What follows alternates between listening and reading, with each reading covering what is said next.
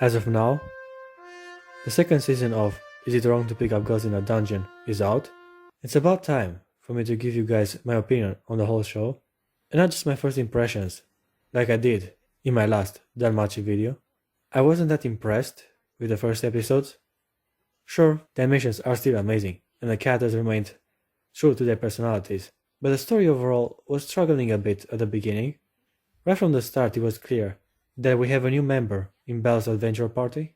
Mikato used to be part of a different familia, and yet lately she seems to favor our main character's entourage, and in battle she offers the full extent of her swordsmanship skill.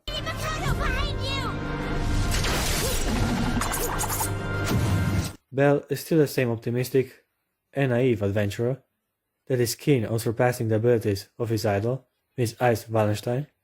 Ever since his introduction, it was clear that he also has a crush on her. Ooh, so you've fallen for her. Maybe. But being on different skill levels, and above all, belonging to rival familias, made it improbable for them to work together. Despite all these factors, they often have encountered each other, and the Sword Princess even agrees to train the protagonist on her own accord, being the nice guy that he is.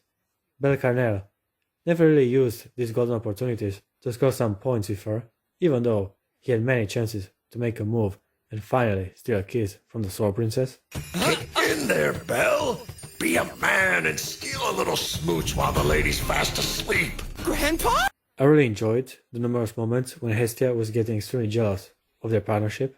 She sees all women as potential romantic enemies. You wouldn't be abusing your position to try and seduce my precious Belle now, would you? Huh? And to her despair, Belle seems to attract a lot of attention from the females around him. What are you ladies doing? I gotcha! The protagonist is an unintentional player, I guess, and his innocent personality just adds an extra layer of depth, which made him irresistible to so many women. You've got to tell us how you got your abilities to be all level S. Yeah, give us all the juicy details. It would take a whole new video to properly describe the motivation and desire of each girl that has her eyes on Belle. Therefore, I will only briefly mention one more female character that seems to have a major role in the overall story. I'm talking about the goddess of beauty, Freya. The goddess of beauty. Freya. Ever since the beginning of the story, she has shown great interest in our protagonist. Could be his unique skill that fascinated her, or maybe Freya just likes the way he looks, as Belle is indeed surprisingly handsome for a shonen main character. As far as the first season is concerned, her motivations and goal remain a mystery, but starting the second one, things get even more interesting. Unfortunately, before I can talk about Freya and the Ishtar familia, I also have to mention the first story arc that revolves around the sun god Apollo. He's quite a weird deity. I give him that much, because otherwise I really didn't like his character. He likes to instigate intrigue and is very possessive with the members of his familia. Also, it is kinda implied that Hestia and him have a past together, which I guess would explain why Apollo is so driven to hold a grudge against her. All things considered, it is the Apollo familia that starts the fight with the main character. Their old base gets under attack and Hestia is forced to take matters in her own hands and officially challenge Apollo to a match. Bring it on, punk! They want this stupid war game so bad, then let's do it! Defending the castle, or something like that, it was decided for them to battle. Now, besides the main narrative thread, there are two other, smaller story arcs that end up with a rather weak resolution. First of all, the show introduces this tall, powerful warrior from the Apollo familia. He obviously does not like Belle, and is built up to be the next opponent the protagonist will have to overcome. And how does Belle rise up to the challenge? He trains yet again with his idol Miss Ice Wallenstein. It makes sense, I guess, it's just I want him to take a different route in achieving his potential. The Sword Princess, for example, relies solely on her willpower and determination to overcome a floor boss, to firmly reach a new level and unlock her hidden powers. You are mine. You won't defeat me. No. Rafaga! It felt like earned and natural progression. Not to say Belle hasn't had his time in the spotlight, because the battle with the Minotaur impressed all bystanders and gods alike. What I'm saying is that I wish the main character had a harder time to overcome his opponent, in this particular story arc.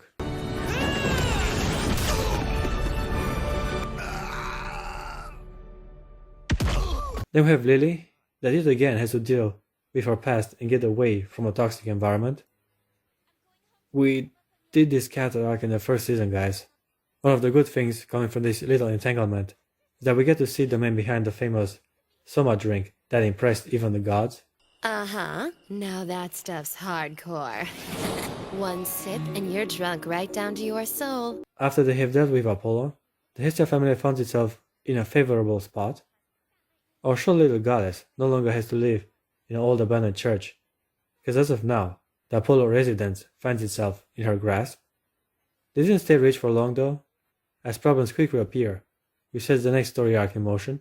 Now the anime gets fun. It all starts with Mikado trying to sneak by and have a meeting in the red light district. Naturally, our gang decides to follow her, and Belle ends up venturing alone in a crowd of beautiful women. Again, this guy has game. So many females immediately try to grab him for themselves, and one actually succeeds in capturing him for the night. We are dealing with a dark-skinned voluptuous lady here. Once she got the grip on him, the main character was unable to make another move. His fortune keeps on increasing, as Aisha introduces him to her girlfriends, which just like her, also seem to want a taste. Doesn't this yummy snack look like the little rookie?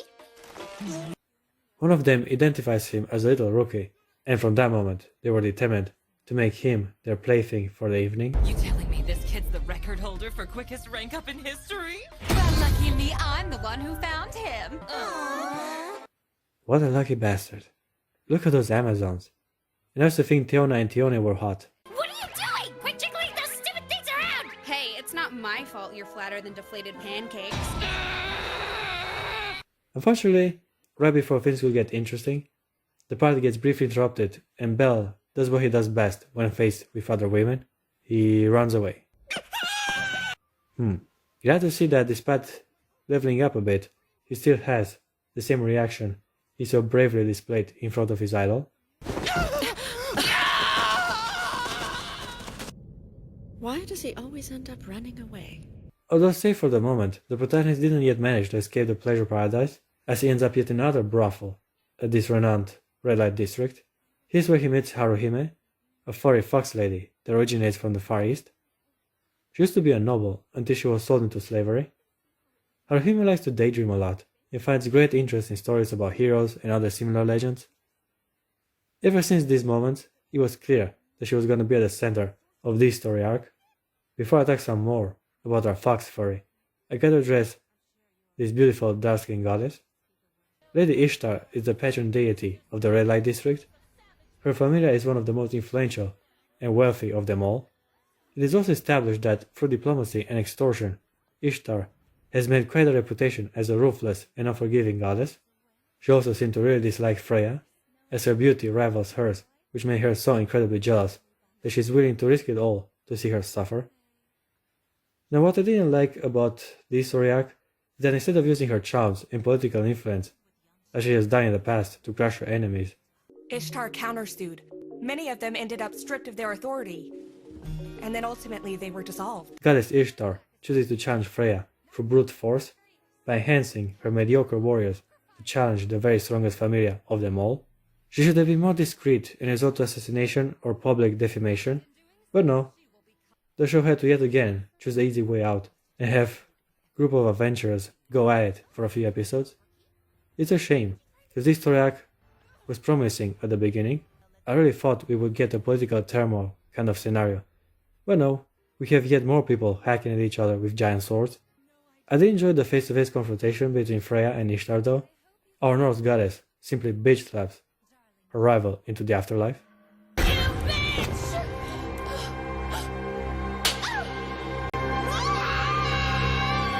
It was a fitting resolution to a fight between deities of love. Alright, back to Haruhime. She keeps on insisting that she's tainted, as she's a prostitute, and a hero couldn't possibly share his fate with her. First of all, that makes no sense. Very few men talk like that. Thou art evil, whore of Babylon! Atone for your sins, vile woman! Second of all, throughout history, prostitutes have risen to great power and influence. And third of all, they have made backtracks on her character by revealing to us that she wasn't a hooker to begin with. I want to hear how she took it when you told her she never actually accomplished her nightly duties. Right? Apparently she never did a nasty, because she was always passing out. What? We can't even have a prostitute in the main character's party. Come on, that was a cheap move, Japan. 2 episodes left and the show decides to introduce Ares, the infamous god of war. I'm not sure if I like or hate this representation of him. He's a dumbass that cannot hold his own in a fight.